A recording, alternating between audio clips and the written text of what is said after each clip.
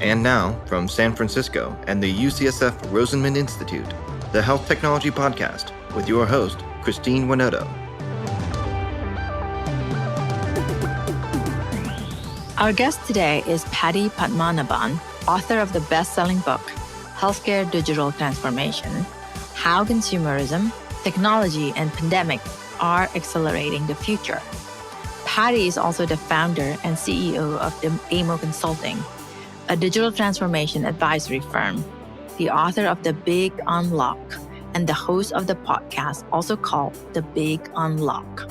In this episode, we discuss the evolving role of CIOs, telehealth reimbursement rates, and the role of consumerism in shaping healthcare experiences.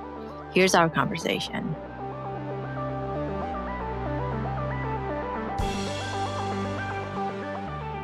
Welcome, Paddy. Thank you for joining me this morning. So I'm so excited to have you here today to talk about your new book.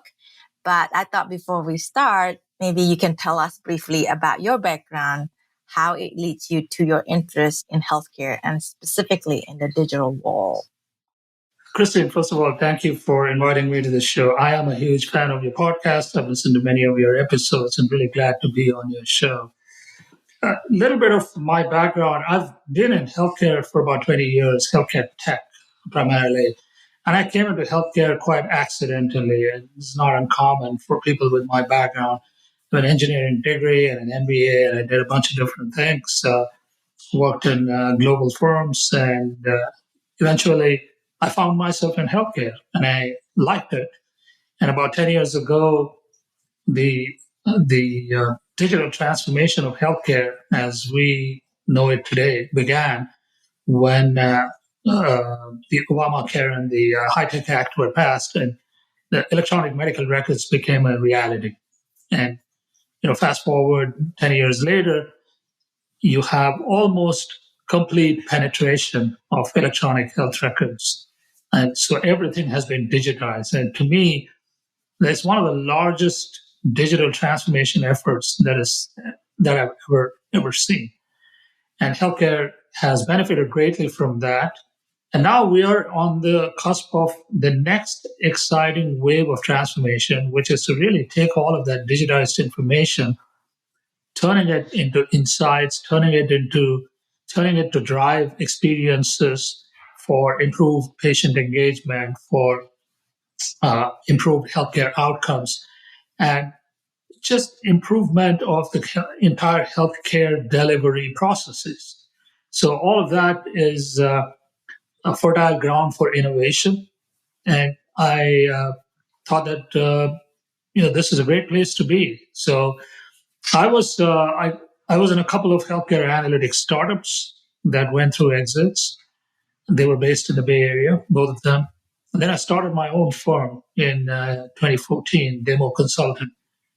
And we are a healthcare-focused digital transformation advisory firm. And I work with health systems primarily. So my clients are all hospitals, health systems, CIOs, chief digital officers. And along the way, I wrote a couple of books on the topic. The first one was called The Big Unlock, which was based essentially on my experience with my two startups, which was all about data and analytics. And I wrote this in 2017. And I said a lot of things in the book about how data and analytics were going to power the digital transformation of healthcare. And all of that has come true. And in late 2020, I wrote my second book, which I co-authored with the former CIO of Cleveland Clinic. And the content for the book came out of the work that he and I did together when he was CIO of the Cleveland Clinic, when my firm helped him with developing a digital strategy for the enterprise. And then, of course, we went out and interviewed over 150 different executives and took all of their inputs and turned that into the book. So the book is called Healthcare Digital Transformation: How Consumerism, Technology, and Pandemic are Accelerating the Future. The book actually was supposed to come out in February of 2020. And then when the pandemic struck, we decided to hold off. So we did more interviews, more research, and rewrote several chapters in the book.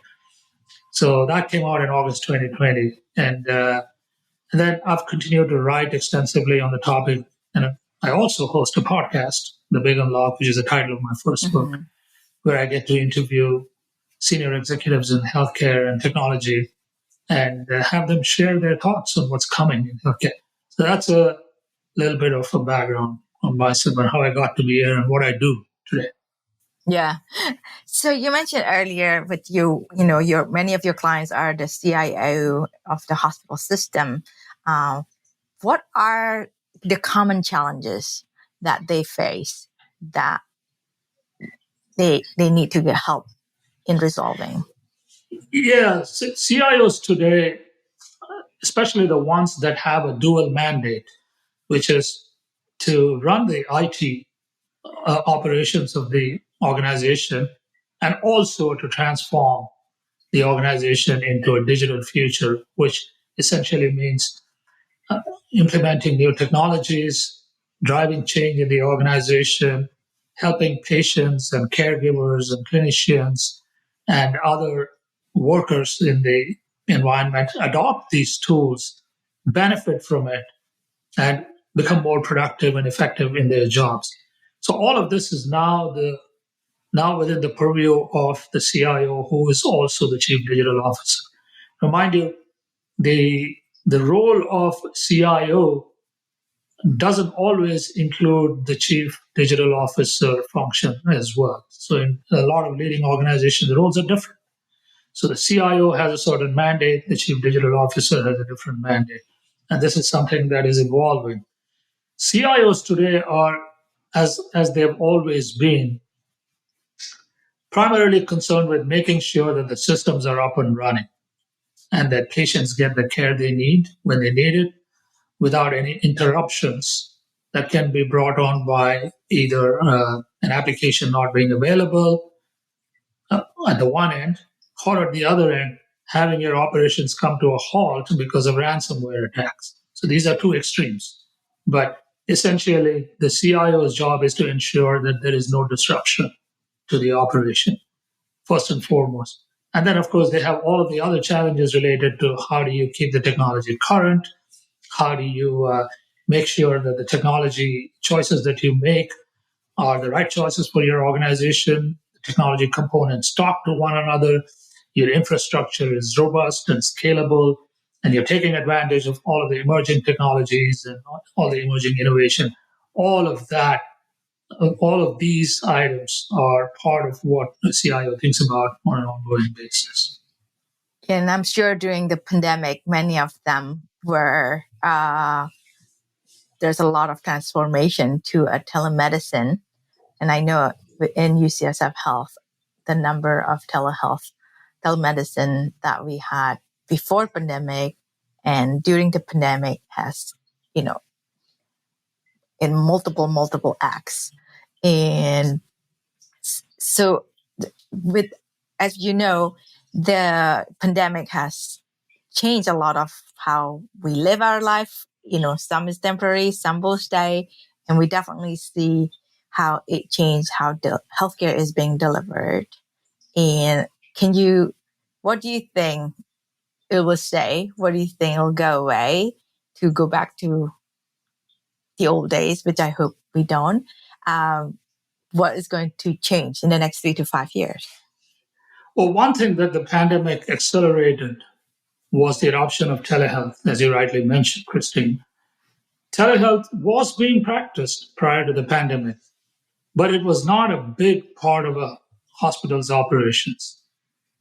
What the pandemic did was to turn the entire healthcare operation overnight into a telehealth operation because nobody could go to the hospital unless they had COVID.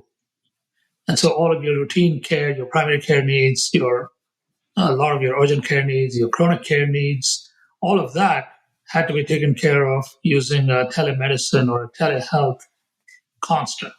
And so many health systems found themselves having to accelerate their rollout of telehealth programs and invest in the infrastructure to make it robust and scalable so that the platforms could function effectively. So that was one end of the spectrum.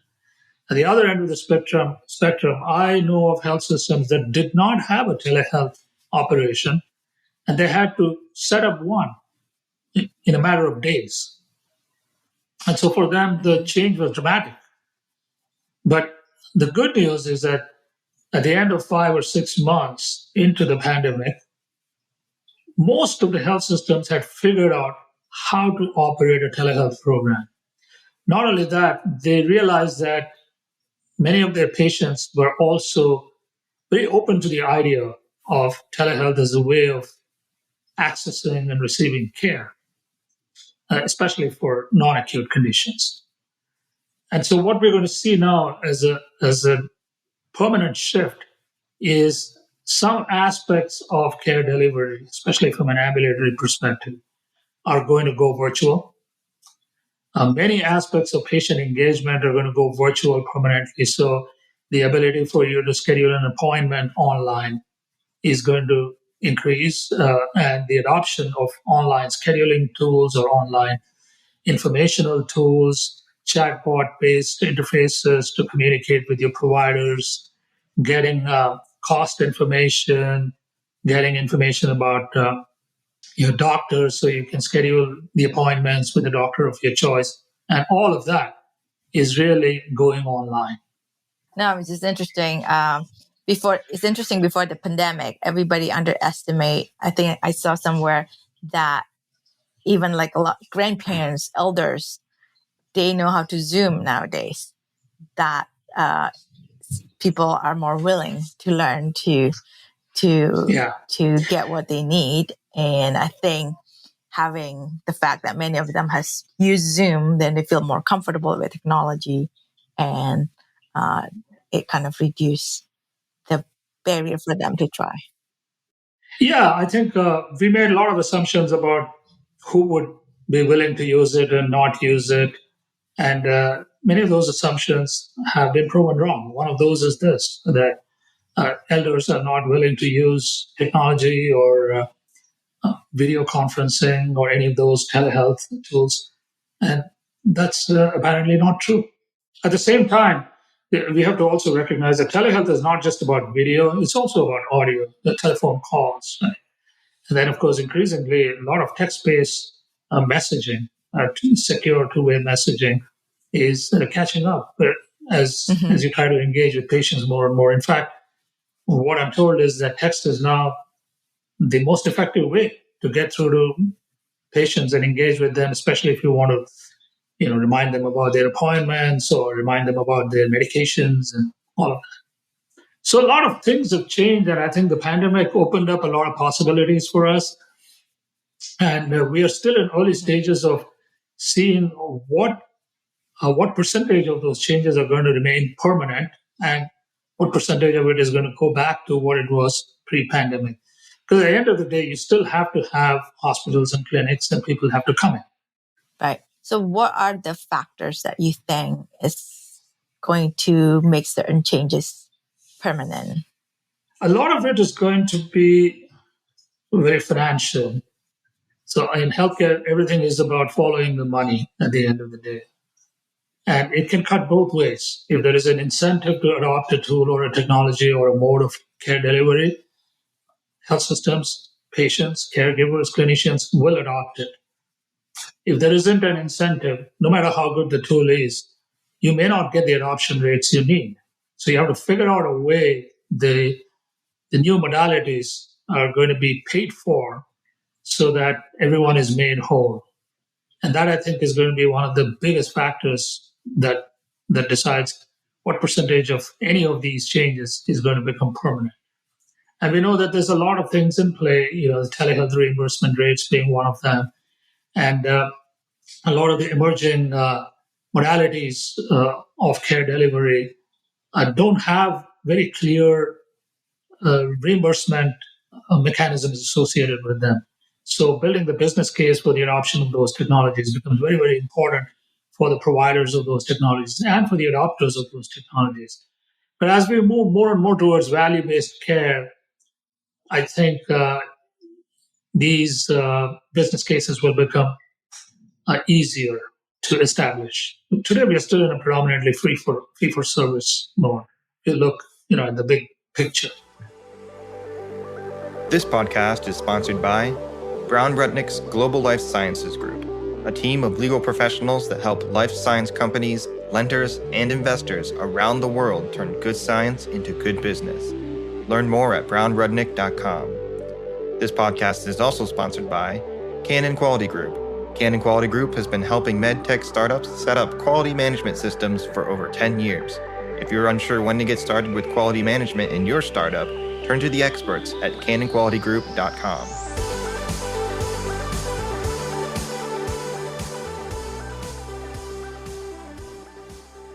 And how big of a role the government should have and will have?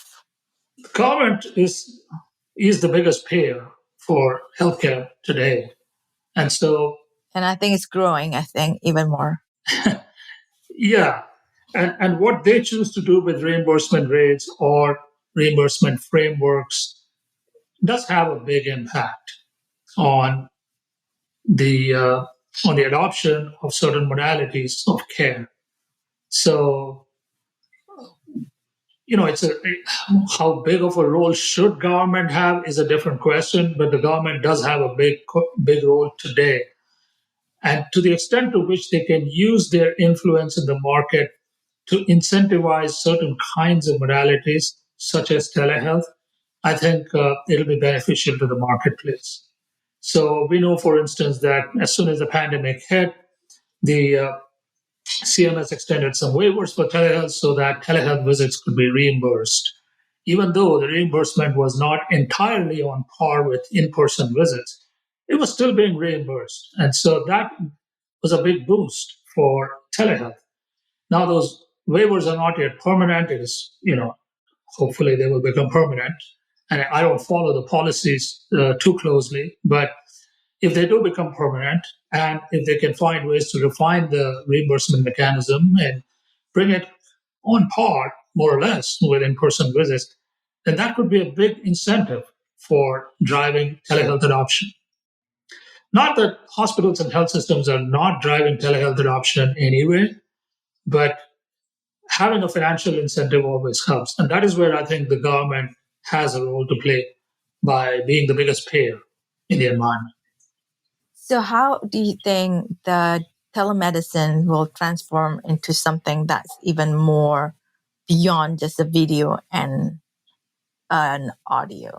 Because I think when you go to visit a doctor, they check your vital signs. That's something that can't be done just through the video and an audio. Telemedicine is not going to replace in-person care. It is going to complement in-person care. If, like you said, if a doctor has to check your vitals and the doctor needs you in the clinic for whatever reason, you have to be in the clinic. But if it's a routine follow-up visit, for instance, or if it's a routine check-in, you're a chronic care patient, the doctor is concerned about whether you're taking your meds on time, and he or she just wants to talk to you, you don't have to make a trip to the clinic for a 10-minute visit. You can do it over a video visit. Or if you have a non-acute condition and you just want to talk to a doctor, and the doctor decides that, you don't have to really come into a clinic, it's not an emergency, here's what you do, call me tomorrow. Yeah. Those kinds of encounters can very easily be done via telehealth today. And many of us, me included, we have done those kinds of visits. Very convenient, doesn't take any time, it doesn't disrupt your day. You don't have to disrupt your family members or others around you if you have to go and make a visit. And so I think a lot of those kinds of low acuity needs can be easily addressed by telehealth. And I do expect that to go up. A lot of consultations. So, you have an initial consult with a specialist, for instance. Right? You could do that via a televisit, and if the specialist requires you to come in, then you go in. Or the specialist may say, you know what, you should talk to somebody else, and I'm going to give you the number of so-and-so, and you set up a visit. A lot of people who are working and cannot get away from work during the day, but need to check in with a doctor for whatever reason, they can do that. They can take 15 minutes out of their workday and and have a televisit with a doctor instead of having to drive across town. Yeah. So you mentioned earlier that, the telemedicine, the televisit is being reimbursed, but to some extent it's less to the in-person. As you can see, the incentive is not aligned here. I mean, if I were the provider, I would kind of steer the patient to like, oh, you need to see me, even though probably, can be done if they try a bit harder to have the visit through telemedicine instead of in person. Yeah, the alignment of incentives is a very, very important part of this transformation that we're talking about, the digital transformation of healthcare. Because if you do not have a way to get reimbursed for the costs that you're going to incur in setting up, in implementing the technology, in training your caregivers, in all the other operating expenses involved, then why would you do it? Why would you do it?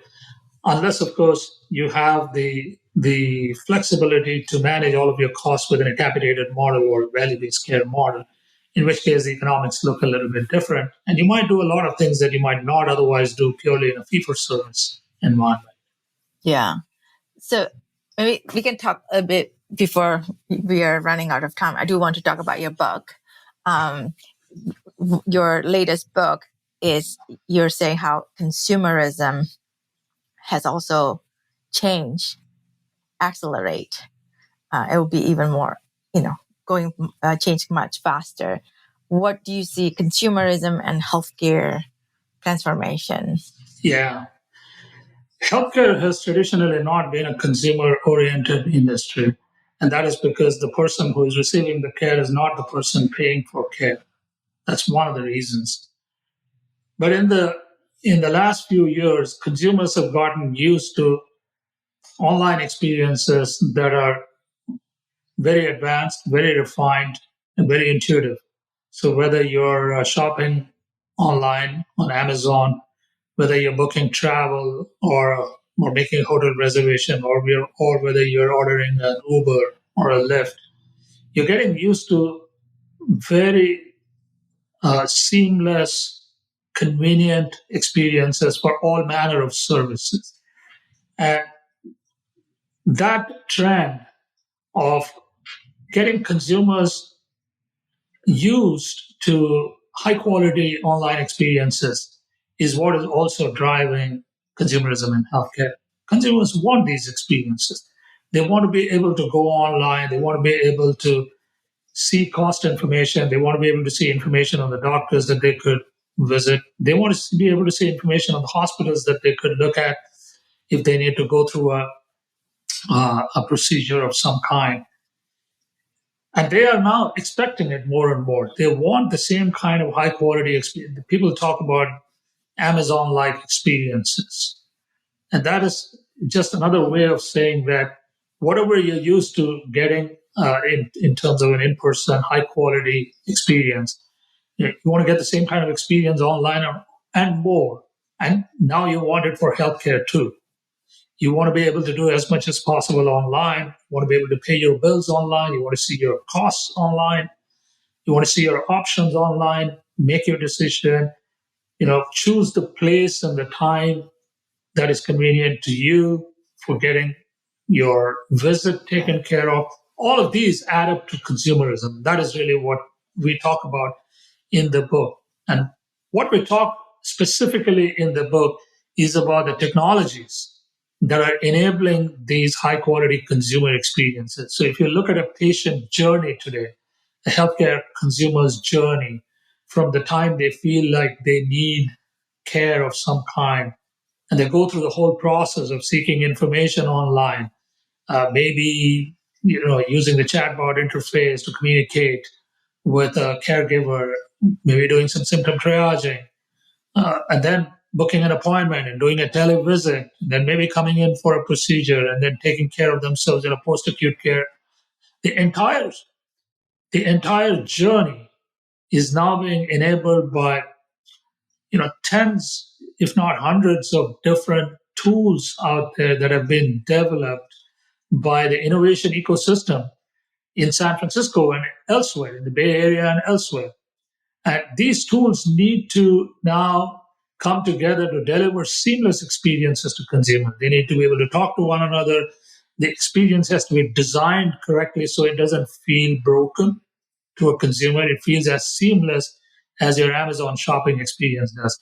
So I go back to Amazon because there's a big role that data and analytics also has to play. Your preferences, your medical history, your data about your provider's qualifications and their history with treating the kind of condition that you want to go to them for, their reputation in the market, and so on. So all of that is coming together to effectively serve the needs of consumers where they are, which is where other consumer-focused industries have gone. So whether it's banking, e-commerce, financial securities, insurance, mortgages, all of these industries are travel, hospitality, they are much, much further ahead of healthcare today in meeting consumers where they are. That's what we talk about in the book. Yeah. So you mentioned a little earlier about, everybody wants the Amazon experience. And of course, Amazon launched their Amazon Care. And how is that going to change the healthcare landscape? It's an interesting one. I actually wrote about this a couple of weeks back. I think the Amazon Care experience, it raises the bar for healthcare services in general. One of the things they say, and I'll just mention this one because this is the one that to me was the most significant aspect of their announcement. They're going to launch virtual care services in all 50 states, and they promise to have a doctor on the line within 60 seconds. So if you're a consumer and you want a televisit with a teleconsultation or a televisit with a doctor, they are promising that you will get a doctor on the line within 60 seconds.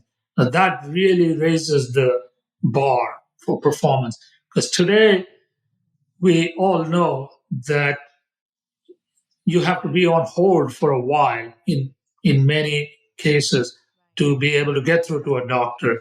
And the experiences is not as seamless as you want it to be. They come online, they help you set it up. First maybe a nurse comes on or some other caregiver, and then they say, okay, doctor's going to be with you in a few minutes.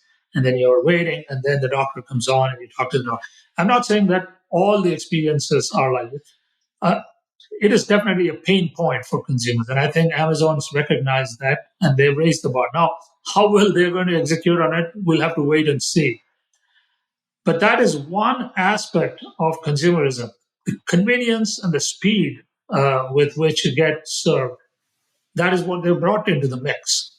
And I think some people also mention, at least I talked to a few folks who like to, they have built that relationship with their doctor, and how comfortable are they in just going to talk to different doctors every time, even though they can get access to a doctor within that 60 seconds.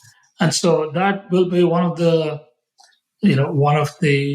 points on which the success of the Amazon Care experience is going to be measured. And not everything is going to fall on one side or another of that question.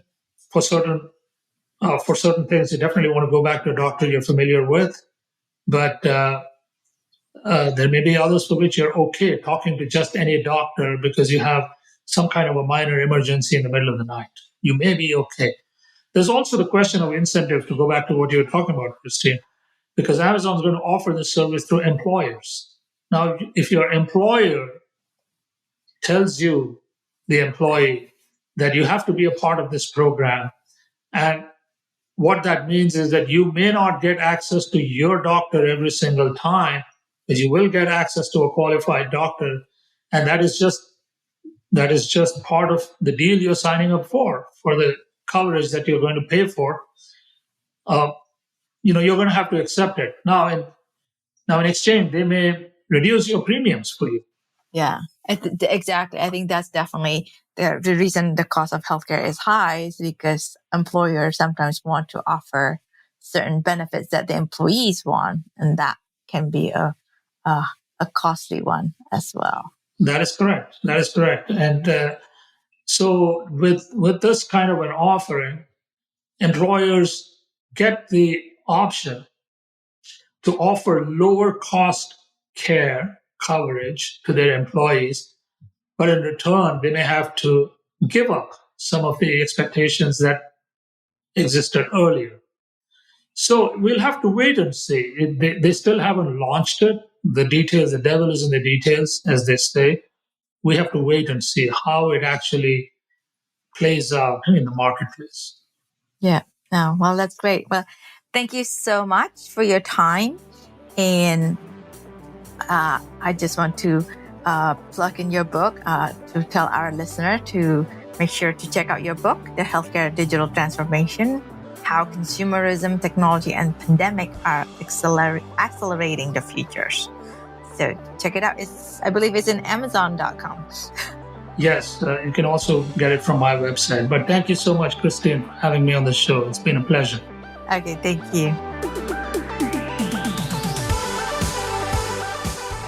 Thank you for listening to another episode of the Health Technology Podcast. We want to thank our executive producer, Herminio Neto, our content writer, Kelly Muscat, and our podcast engineer, Andrew Rojek. If you enjoyed this podcast, be sure to subscribe and leave a review. The Health Technology Podcast is available on all major platforms.